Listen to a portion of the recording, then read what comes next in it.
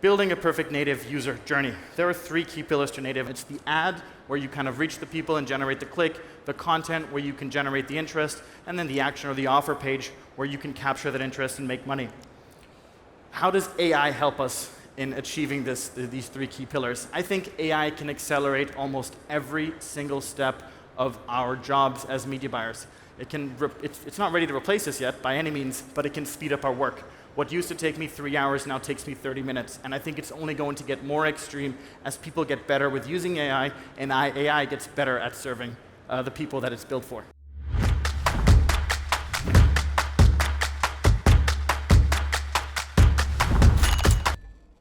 The most challenging part about native is the creativity, and I think AI plays a huge role in helping us be more creative. Now, you can use it wrong, and then it'll have the exact opposite effect, but that's what my job today is, to kind of show you how I use AI to kind of achieve or be more creative in this space. Our AI-powered methodology to native ads. We have a bunch of tools that we use on a daily basis to run native ads at scale. From creative content or creative tools like ChatGPT, DALL-E 2, FreePick, Canva, to CMS. Our CMS of choice is Webflow. There's plenty of others out there that work just as well. We use Heyflow as our lead form builder, Microsoft Clarity as our heat map tool. It's free, it's great, and Volume as our tracker. All of these tools combined, used daily, make for powerful Taboola campaigns and powerful native ad campaigns. I've kind of broken up how we use these tools into 5 steps. The first step is defining your audience. Second is creating your headlines. Third is writing your content. 4 is finding the right thumbnails. And 5 is choosing the right mix to upload. There's a reason for the order of these, and I'll get into that in a second. Step 1, which is defining your audience. Honestly, the first step is to understand who you're trying to sell to. Why do people buy barefoot shoes in this case? And I normally sit down for a couple of minutes and think, well, what problem do barefoot shoes solve? Why would I buy barefoot shoes? Why would my parents buy barefoot shoes? Why would my grandparents buy barefoot shoes? And then when I'm stuck or I've kind of put all those notes onto a document, I go ask ChatGPT. It's a powerful tool. It's not perfect, but it really helps speed things up. I always do things manually first and then move to AI. By doing this, AI isn't guiding my creativity, and I'm not limiting myself based on what I see that ChatGPT outputs. And you're gonna see this in all of these steps moving forward. The second step is creating hooks or headlines. Hooks are there to segment the user that you want to find. If I want to reach men over 50, I need to make sure that I'm reaching or I'm appealing to men over 50 in my ad. That's why I'm saying it's a hook. It brings in the right type of audience. Creating hooks. Honestly, again, I spend like 5 or 10 minutes creating hooks and headlines manually. You sit down on a Word doc or on a piece of paper, or I don't know, sit in your spa if you have one, and brainstorm, think about, okay, how do I want to create or attract people into my funnel? Then, again, you go ask ChatGPT to write you headlines. In this case, I had a prompt that said, write 10 headlines for up to 60 characters. Remember, if you have headlines that are above 60 characters, they're oftentimes cut off in different placements. And then, why people buy barefoot shoes with the intent of using them on Taboola. It's important to define what you're doing with them, because otherwise you're just going to get a bunch of funky headlines, some of which may have nothing to do with what you're trying to achieve on native ads. Then you readjust your prompt. I'm going to do this a few times. In this case, I'm telling ChatGPT to do it again, but don't mention the product. I don't want to sell in my ad headline. I want to segment. So I'm going to remove the product from the ad headline. Then I'm going to say, hey, listen, these headlines are great. I hear you, ChatGPT. Make them clickier. ChatGPT understands what I mean by I want a higher click-through rate, and it'll give me headlines that use words or certain phrases that attract people's attention and draw them in. You can add numbers and statistics, which is a very powerful tool in pretty much any segment on native ads and on Taboola. Numbers attract people. If you see 9,000 pop up in a headline somewhere, regardless of what it's telling, you're probably going to be intrigued what they're talking about and why 9,000% is there as a number, and you're going to read the headline. That's what you want as an advertiser, and that's what numbers can do. Essentially, each product and each headline should be unique. You don't want to be copying people out there. You don't want to be taking people's headlines in very in the majority of cases, in some instances it actually helps, but most of the time you want to be very unique in what you do. Why? If you have two ads with the same headline on the Taboola feed, the ad that came first and that has the most history is going to be above the ad that came second, which means that you as an advertiser who are copying headlines from others are always going to have a lower ad CTR, a lower VCPM, and a worse quality of a click because you're not the first headline, you're not the first ad that users see when they're looking through the Taboola feed for a certain product. Then you create your headlines. You take 6 of these. That's my methodology. You can also take 12, but the idea is that you want to keep it relatively simple. This whole process shouldn't take more than an hour. And you take 6 headlines and you think, okay, well, I like these 6 headlines. Then you take 2 more that you don't like, that you're like, well, I don't get this headline. I'm not convinced by it. Why? We are not the people we are trying to sell to in the vast majority of cases. And it's very important as marketers to understand that. Your goal isn't to sell to Caucasian men in their 30s. Most of the time, for most of the products that you're looking for. And it's important to realize that when creating ad headlines. So just what might appeal to you may not be what is the best headline. And I've actually found 25% of the time, I'm wrong in my selection of headlines, and then the headlines that I'm not sure about end up being the winner. It's hot. The advertorial, step number 3. The most time-consuming part of native ads is the advertorial. It takes time, you have to think. It's more than just a 60-character headline. I typically say anything between 300 to 500 words is the sweet spot for the vast majority of products underneath a certain cost to consumer, especially in the lead gen space. You want to keep your landing pages relatively concise and short. But in 100% of the tests that we did at Zevio, AI-written content pages lost to human-written content pages, 100% of the time. Shocked me. I thought it would be like 80 or 70 or 60. But AI-written content pages that were edited by humans stood a concrete chance at upthroning or dethroning our top content pieces that were written only by humans. Why?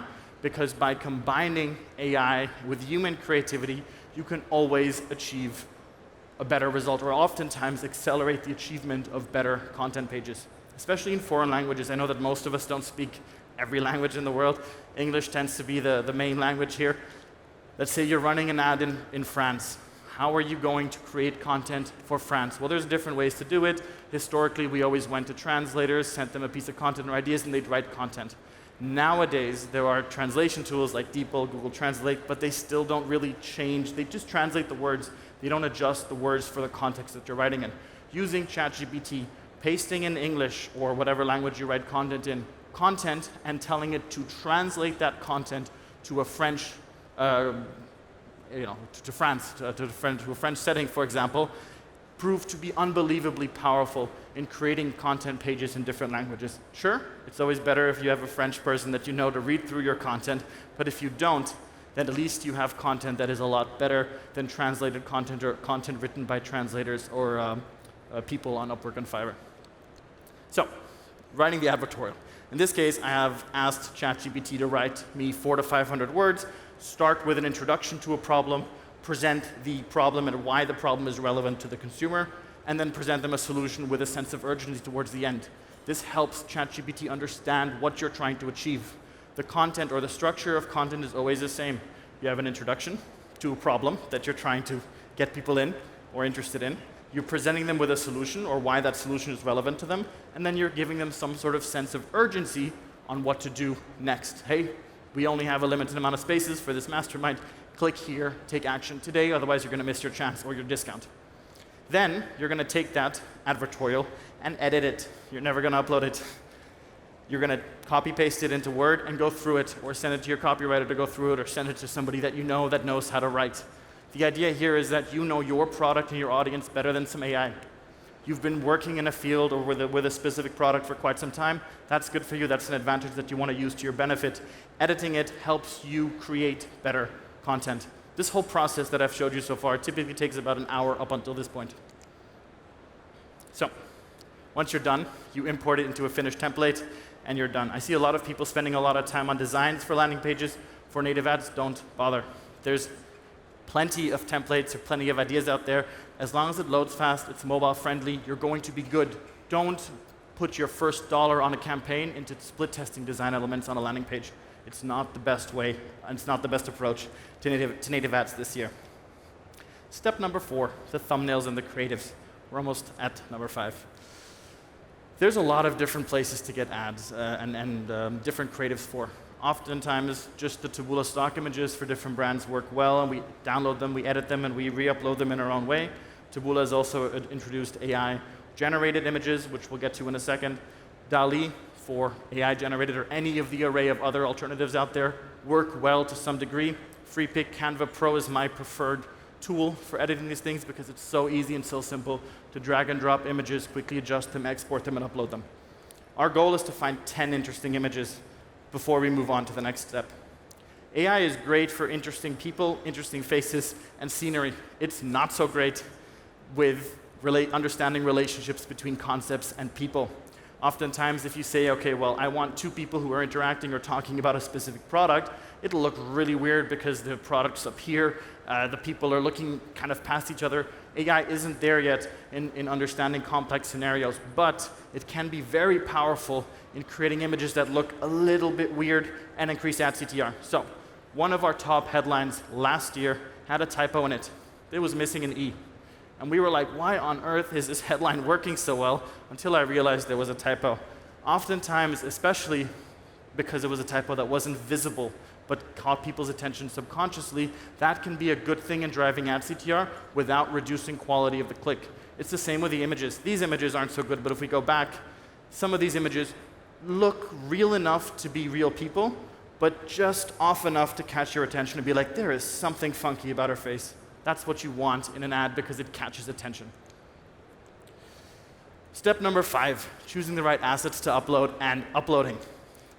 Honestly, you need to understand your funnel. You need to understand, okay, I have ads, I have the content, I have the offer page or the lead form, and then you look at it in reverse. So you start with your offer and you say, okay, well, this is my offer, check, okay. This is the content piece that I want to upload, or these are the content pieces that I want to upload, check. And then you go to the ad headlines and the images that you want to, in combination with what you've already chosen, upload. We always start at the bottom of a funnel and work upwards, not at the top. So I will choose ad headlines and images at the very end. First, I will make sure I have my offer page and my landing pages in place before going into the ads. So what do we want to do? Well, we need 8 to 10 images. We have now created 9 ad headlines and 10 images, so we have just under 100 ad variations. We don't need that many, which it's good for us to have enough, because oftentimes the images or the ad headlines that we've selected in the first run won't be the ones that are the best performing, or not all of them will be the best. So it's good to have a surplus, look at what you're doing afterwards, and then select a few that you think make sense. You want to test as many variables as possible. So you don't want to have 3 ad headlines that are similar and you're changing one word. You want to be testing different ideas, genders, ages, demographics. You want to have different adjectives to describe the people that you're trying to target in these ads. The idea is that you have pretty much 3 different headline ideas in these 8 to 10 ad variations that you're uploading. So you want to be testing as many things in this initial test as possible. You don't want to micro-test. You don't want to have little iterations. Once you've chosen this, there. We go and we say, okay, well, we have 10 ads. We're going to choose 2 to 4 landing pages. Why 2 to 4? I think it's important at the beginning to have enough variation to learn, okay, well, I have different ideas. I'm able to test more than one idea to understand, is it the idea? Is it the landing page that's the issue? Is it the ad? Is it the site? Is it my CPC that's too high? Or is it the offer page that's not converting? With 2 to 4 landing pages, you have enough variables to kind of split test a bunch of different things, especially in combination with different ads. But it's not so much that you need to spend $50K to learn something and to make a decision. Your goal as an advertiser is to act really, really quickly in changing and uploading and iterating new assets, and that's why I always stick to 2 to 4 landing pages and only 1 offer page. And why do I say only 1 offer page? The challenging thing at the beginning is finding the right people, pushing them through content, and then sending them to your product page to take an action. If you are split testing different product pages from the get-go, you're going to have a really hard time collecting enough data there if your landing pages or your ads aren't good. And you will not know what's going on. So limit the amount of offer pages that you test at the beginning until you are more efficiently getting people through the funnel to the final step of the funnel. And then we're going to go back here. OK, we're live now. So We want to optimize as quickly as possible, and we can achieve this by looking at the averages of hard conversions like lead prices or CPAs, soft conversions like add to carts, landing page CTR, or ad metrics. Anything below average dies within half a day to a day. There are some exceptions. If you're selling Rolex watches on native, it's going to take a little bit more data to make a decision. It also depends on your budget. If you're spending 20 bucks, you might not have enough data to make decisions very quickly. But the idea is that if you're spending a couple of $100s a day, you can very quickly make decisions on your ads, on your landing pages, and where to cut things, iterate, and change them. So pretty much set the average of what you see as your floor, and anything below it gets cut in a very short period of time. On the landing page level, something like 100, 200 clicks. On the ad level, it can be even less. 5,000 impressions, 10,000 impressions. You don't want to be right every time. In this process, you just want to be right enough to push your campaigns in the right direction. All right. One final tool that I mentioned earlier is Microsoft Clarity. Microsoft Clarity, and I'm not getting paid to say this, is a great tool.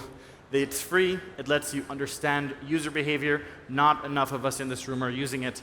I recommend that all of your landing pages have Microsoft Clarity on them for you to understand where people are jumping off.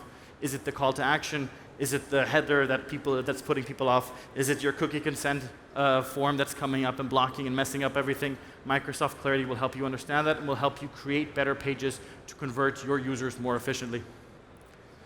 Looking ahead, Taboola has a couple of things planned for us this year and next year that are quite exciting in my opinion. The first is the ad. We've talked about this very briefly, but now it's in the, I think, open beta, so some of you might already have access to this, or quite a few might already have access to it. It's coming, or it will be coming imminently, where you can select and create AI from text and from images. You can create new images directly within the Taboola platform. Obviously, use this and the horde of other tools that you have at your disposal to create and select good Taboola ads. But this is really good because I think it makes AI accessible for people, and especially when you're doing something like arbitrage, it really speeds up the process in creating ads, because within seconds you can find something that looks interesting, piques your attention, click it, upload it, and you're good. We also have generative AI titles and descriptions, and the cool thing about Taboola doing this is that it scrolls your landing page and gives you suggestions. So if you input your URL, Taboola will tell you, hey, we think this is a good idea. Just as with everything else I've talked about, take it and edit it and then upload it. AI isn't going to give you the best headlines. It's important to give you ideas that you can use to create really strong ad headlines and really strong descriptions. And then finally, which is what I'm most excited about, is the generative AI landing page. This is not available yet. I've seen the beta or the closed beta. It's exciting. It's really exciting. It essentially allows you, with a couple of prompts, to create and literally output high-quality landing pages in HTML with a click of a button from the Taboola dashboard. This is going to be a game changer in making content accessible for the masses, and it's going to allow you, as an example, if you don't know what a good landing page or what a good template is, to essentially create an HTML file that you can use and edit and iterate as many times as you want straight out of the Taboola dashboard. Now, that's been the presentation. I'm going to give you a bit of a recap. Oh man, it's hot. I'm sorry.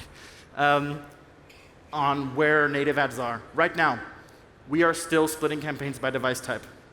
Most of the time, I've actually started splitting tablet campaigns into their own campaigns because I've seen them perform better than if they're mixed with mobile. This was different a couple of years ago. Secondly, there is more automation happening, which needs more data. You guys need to give the traffic sources hard and soft conversions so that they can optimize your campaigns for you. A lot of people say, I don't want to share my soft conversions, my revenue. That's fine, you do you, but for the majority of people that aren't afraid of sharing their data, or at least afraid of using AI and automation to achieve their goals, create soft conversion events and upload them into the traffic sources. You still need at least $250 daily budgets. I see a lot of people testing things at lower budgets. It doesn't work. You need to iterate quickly. Anything below the average dies. Don't copy your competitors, and use heat maps and Microsoft Clarity to understand what's working and what's not in your content pages.